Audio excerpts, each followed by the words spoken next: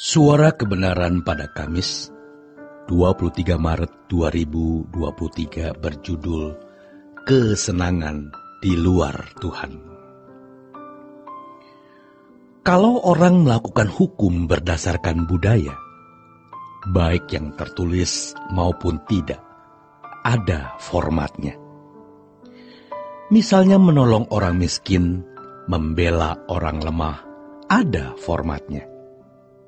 Kalau kita, formatnya bukan tertulis, bukan juga budaya, melainkan pikiran dan perasaan Allah yang kita kenakan.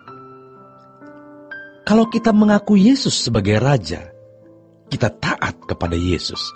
Kita mengenakan pikiran dan perasaannya, serta menerjemahkannya dalam perilaku dan kehidupan yang ditujukan untuk orang lain.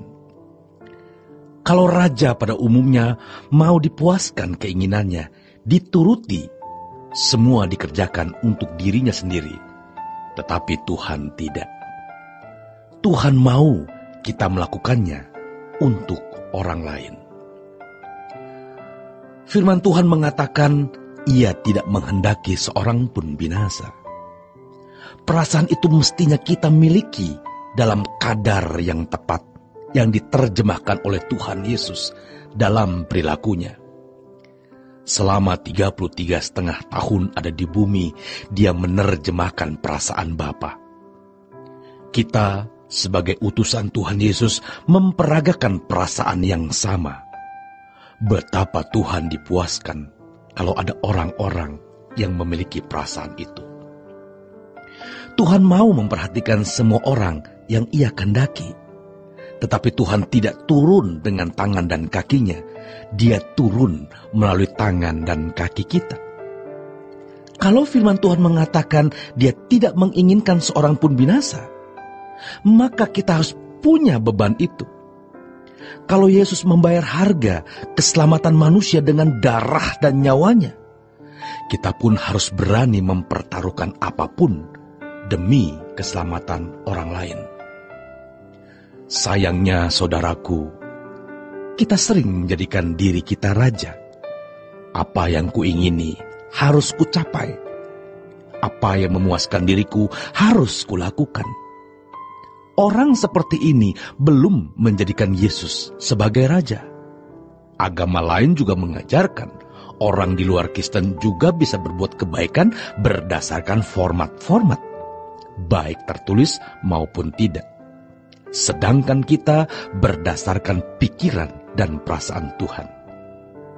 Jadi saudaraku, kalau untuk orang di luar umat pilihan, apa yang kau perbuat untuk saudaramu yang membutuhkan, itu maksudnya perbuatanmu kepadaku. Tetapi orang Kristen, kamu memperagakan pikiran, perasaanku. Apapun yang kau lakukan sangat memuaskan hatiku. Maka orang harus bertumbuh dewasa, bukan sekadar mengerti tatanan hukum mengasihi, menolong orang miskin. Dan ini harus dimulai dari kedewasaan rohani, dimulai dari kecerdasan roh, ketika bertumbuh memiliki pikiran dan perasaan Kristus, sehingga hidup kita memperagakan pikiran dan perasaannya. Tuhan senang kita menolong orang miskin. Tuhan memang menghendaki kita menolong orang lemah.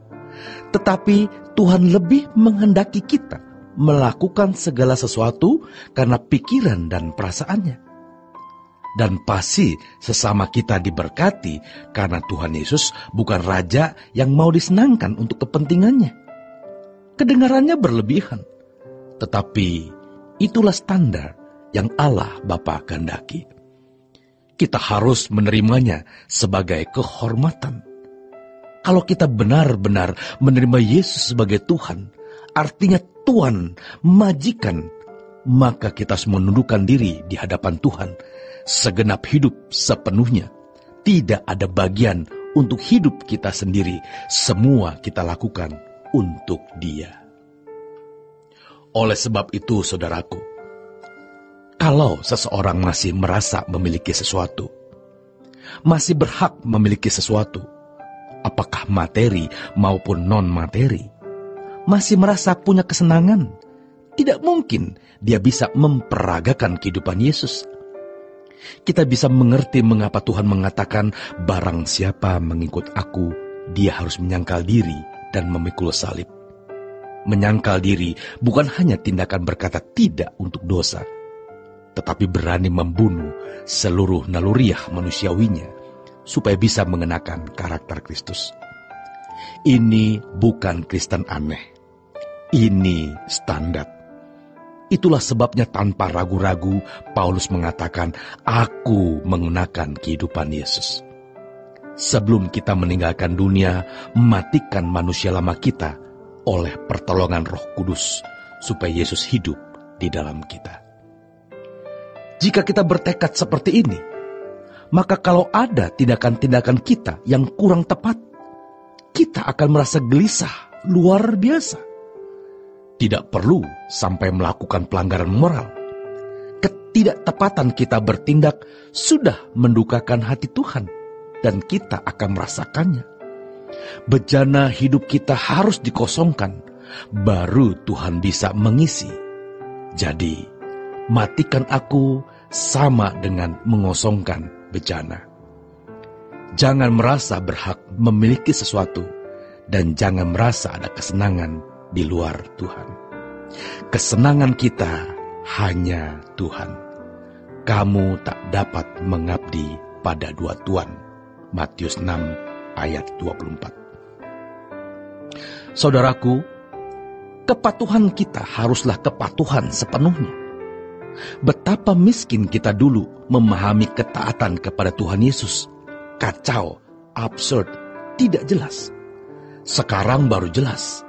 Tetapi kita harus berjuang untuk bisa memiliki ketaatan dan kepatuhan. Sebab kepatuhan dan ketaatan kepada Yang Mulia Tuhan Yesus itu adalah ketaatan 100% tanpa batas. Orang yang bejana hatinya tidak diisi oleh Tuhan, apakah tidak bisa berbuat baik? Bisa tentunya. Dia menggerakkan tangannya menolong orang berdasarkan format-format hukum kasih yang dia pahami. Karena memang Allah menuliskan Tauratnya dalam hati manusia. Dalam hatinya dia berbuat. Dia gunakan tangannya menolong orang. Dia menjadikan tangannya menolong sesamanya.